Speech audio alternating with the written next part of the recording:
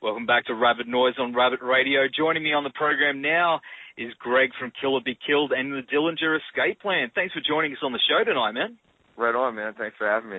Yeah, no problem, man. It's awesome to have you on the show.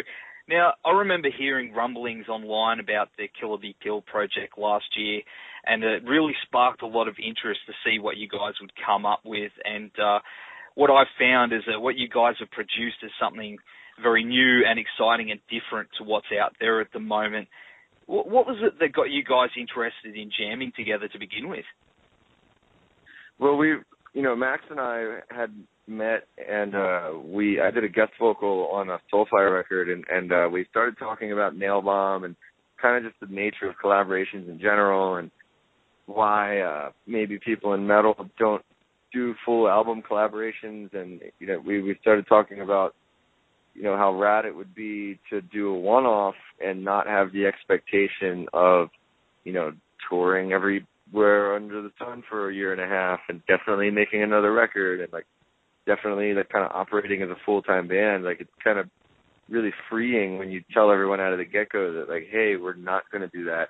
And then it's just you can just do things when you want, and everyone knows that, and no one's mad at you because you didn't come to their country, or you didn't put a new record out in time, because they don't expect you to do another one anyway, and they didn't even expect you to play a show to begin with. So it just took the whole attitude of ownership over what we're doing. It kind of gave that back to us a little bit in a really freeing way. So that was kind of the inception of it, and then that changed a little bit once Troy joined. It went from being something where we were definitely we're only going to do one of these and we're never going to play any shows, and now we definitely want to do another one, and we definitely do want to play shows. So it's I think we ended up liking it, more than we maybe thought we were going to or something. That's awesome, man. How'd the other guys get involved? Did you just call above us and say, hey, do you want to have a jam? Yeah, with Dave, it was pretty much like that. I mean, I know him from we both live in Los Angeles and have a lot of mutual friends, and he had tried out for the Dillinger Escape Plan actually a few years ago in between Gil and Billy, and he just wasn't the right guy at the time, but he's obviously incredibly talented, or else he wouldn't have even been in the running. So I mean, I already knew him as a person, and through the roof. So that that combined with him living pretty much down the street from me made him a no-brainer. And then Troy, I've known Troy since I was maybe 12 or 13 years, and we probably toured with Mastodon more than any other band in the world. So when we were on tour together in 2011 in the United States, we were kind of just shooting the shit on the side of the stage, in between Dillinger's sound check and their sound check, and he was like, how's things going with that that thing with Max? And I was like, oh, it's good. And he asked who's playing bass on it, and I was like, I don't know, maybe him, maybe me, maybe we'll just play the bass ourselves. We really haven't even thought of that. And he was like, well, I would, if you'd be into it, man, I think it would be awesome if I played bass. He kind of just invited himself, and I never even thought to ask him, because Mastodon is so fucking busy, and they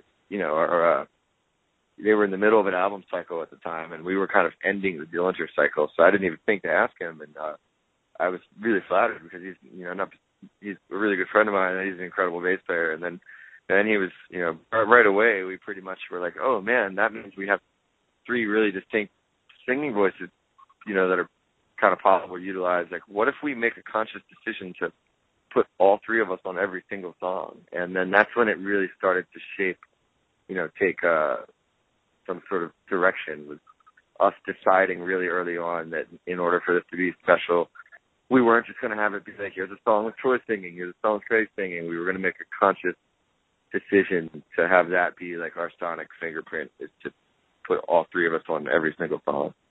So that's an awesome thing I love about the album is, and not a lot of bands do it. Obviously there's backing vocals and things like that, but when, you've got those voices going on and swapping, it's amazing what you guys have done. How did you guys come up with arranging who would do what parts? Well, man, it seems like it would be a huge pain in the ass, and it actually wasn't. We what ended up happening is that on every single song on the record, when it came time to sit down and listen to it and start delegating who was going to sing where, there was, it was an open slate. So if we were listening to the first song on the record, for example, like there'd be no vocals over it, and every single time one of us would have a really strong kind of idea already in our heads about a certain part. So Troy would be like, "Hey guys, like just letting you know, the first verse that comes in right when the song starts, I've already got a melody for it. I've already got lyrics in my head. I've been sitting on them for like 3 days, and I still think they're good. So let me go into the vocal booth right now and just show you guys what I'm thinking, and that way, we can take it from there." And something like that happened on every single song, whether it was him being like, "I've got a verse," or me being like, "Hey, I've got a chorus," or Max being like, "Hey, I've got a phrasing for this bridge," or like, "I've kind of got like this yell chant that I want to do here." Like once one person had an idea that they were really, really enthusiastic about, it was a lot easier for us to color in and build in around them than it is to go from zero. So, once one person's in the booth, then all of a sudden, Troy's got his vocal down and we're like, holy shit, like we didn't even think about that. Now that makes me hear this other thing that I didn't even hear. Troy, get out of there. Let me get in there for 5 minutes. And then it comes like a free-for-all of ideas. And that's when it was really exciting. That's awesome, man. Yeah, it sounds amazing how you guys do that. And it's such a good album. Yeah, love it. All right, so I first heard your vocals on the Era EP many years ago, and I've been a fan of your work ever since. Yes, a friend of mine said, "Man, you need to check out Era," because huge Nine Inch Nails fans and everything with that really crew, cool. And I heard it and I was like, "Oh, I love this stuff." So I've sort of followed what you've been doing since. Being that you've been in the game for so long, what advice do you have for upcoming vocalists?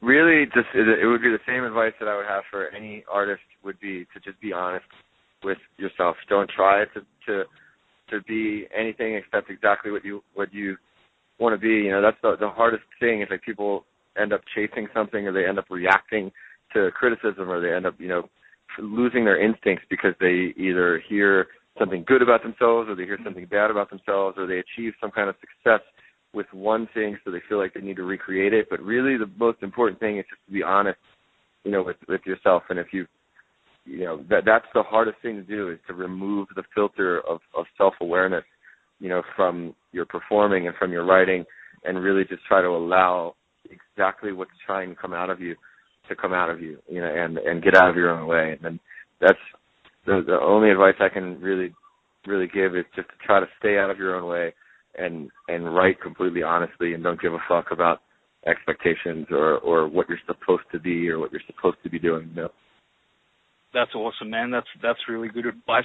What about actually vocally, physically? Do you do certain warm-ups before you play, or? No, I don't do anything, man. Honestly, like that's a really hard question for me, because I've been really lucky as far as like I don't know whether this is what I'm supposed to do, or whether I've just been doing it for so long that my body kind of just is used to it. But I don't warm up. I don't eat a certain thing. I don't drink any kinds of teas or lozenges or anything. I'm going to get off the phone with you.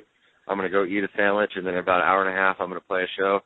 Like, I don't do any warm ups or anything, so I don't really I don't think about it, honestly, man. I think if you're doing something and you're supposed to be doing it, it'll work itself out, That's cool, man. If you're not supposed to be doing it, your body will let you know, Like I'm clearly not meant to be a professional basketball player, so I think if I would have kept doing that, I eventually would have had to face the realization that maybe I'm not meant to play basketball. So I think I just got lucky in finding what I was naturally, good at early on. That's amazing. It really is. It just sounds like you've just got a gift for it, because a lot of people have to train themselves up and do the warm-ups, and it sounds like you've just bang, ready to go at any time. That's awesome. Yeah, I've never thought about it too much, honestly, man.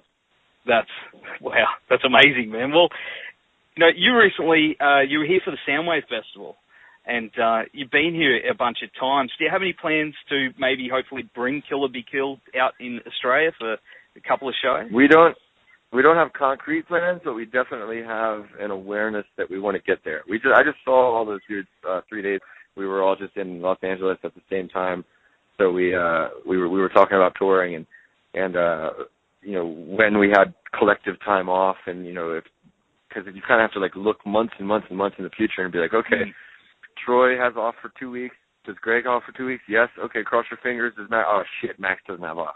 So like you have to look at all these, really far ahead and find these little stretches of time where we all have off, and then you're like, okay, on like a list of priorities when we do have time off, like what places do we want to go? And Australia is up there, man. So we will be there. I just can't say when exactly, but we'll make it happen. Awesome, man. That's going to be mind blowing. That's going to be it'd just be so cool to see you guys just working together like that on stage. It'd just be. We're still so excited about it, that to us, like it's just as exciting for us because we haven't even done it yet. Yeah, besides we've only played together. We've only rehearsed and recorded. So the idea of playing shows is really, really exciting for us too. That's awesome, man. Well, you seem like you're a pretty busy dude, but what are your plans for the rest of the year apart from Kill or Be Killed?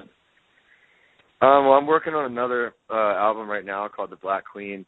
That's going to come out like sometime in the beginning of 2015, and then we're going to start writing a new Dillinger Escape Plan record probably around October, of this year. So I'm guessing that'll come out like in the second half of 2015. When we saw each other the other day, we already agreed to get together in the fall and start writing new Kill or Be Killed stuff. So I'm staying busy, man. Yeah, that's the way to do it, man. Why not? That's living the dream. I mean, if this is what you're here for, once you decide that like this is not just something you did when you were in your 20s for fun, like this is what I am. Yeah. It's not like I'm trying to not work a job. So many people are in this because they're trying to fucking avoid working for as long as they can. That's not my desire. I have an extreme passion for writing and performing, music. So it's not a chore for me. Like I get anxious when I don't do it. So I feel like I don't know what else to do with myself, and then I end up getting into trouble. So the best thing for me to do is just to stay creative. Keep writing, keep jamming. It's the way to do it. Yeah, exactly. Yeah, damn right. Awesome, man. Well, we're going to go to the track Wings of Feather and Wax from the Kill or Be Killed album. Thanks so much for taking the time to talk to us tonight, Greg, and really hope to see you guys. Thank you so much for... No problem. We'll be there when we can, man. Thank you. Awesome, man. Take care. Right on, dude. Later.